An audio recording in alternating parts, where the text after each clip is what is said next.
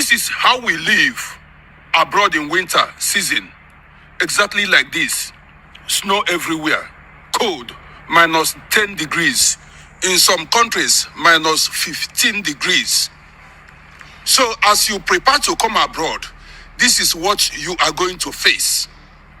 Are you listening to me? This is exactly what you are going to face. So if you want to come and join us here. You see my jacket?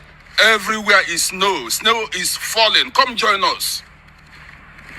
Come and face winter First of all, depression. it is so condescending to think or assume that Nigerians are so unenlightened. Like, I get it that most people are not educated here, but goddamn, do you think everybody comes from a village? You see what tickles me about this video?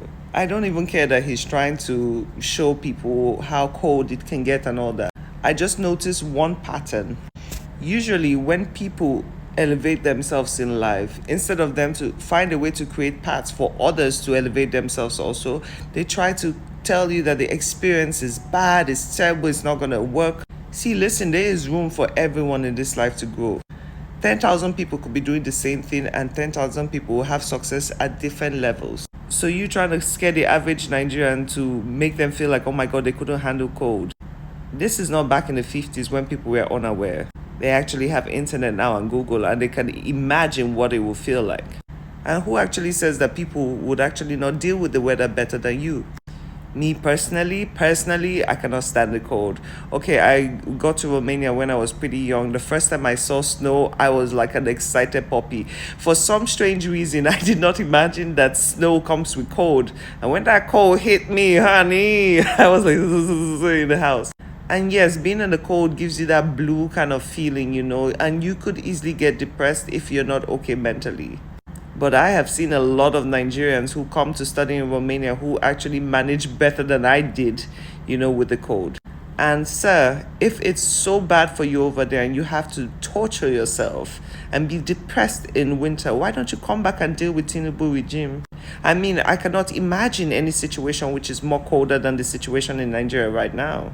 It is so easy to tell people not to want to elevate their lives. Oh no, stay in that country, stay in all the misery, don't deal with electricity. But I'm sorry, apart from the cold, there's so many benefits of being out of the country. In Romania, for example, let's not even speak about the spectacular roads, the way of living there. Even if they also have their own complaints, trust me, the land is gorgeous. You have 24 hours light, you have water all the time, you feel safe. Some people can even leave their doors open, that's how safe they feel. You have places to visit, you have foods to eat, you have beaches to, oh my God, the list goes on and on. I'm sorry, if I had to choose, there'll be no it's not even a discussion. And instead of you to find a way to encourage people to actually seek for greener pastures, you're here trying to make them feel a type of way. You think a man who actually is destined or has a plan or something for his life is going to listen to cold? Cold will be the least of his problems. Now, of course, on the other hand, yes, a lot of Nigerians do travel out and expect that, oh my God, life is just magically going to change and everything will be glorious. Yes, it's not always like that. It takes a moment to get into the groove, but there is always a way. If you're working legally and you actually want to grow, there is a way for you. Me personally, like when I was in the photography industry and everything, a lot of people come to me and like, how do you do this and how do you do that? I would teach you everything I know. Even when I was in Romania and I had my bakery, a lot of people came to, oh my God, how do you make this? How do you make that? I would teach you.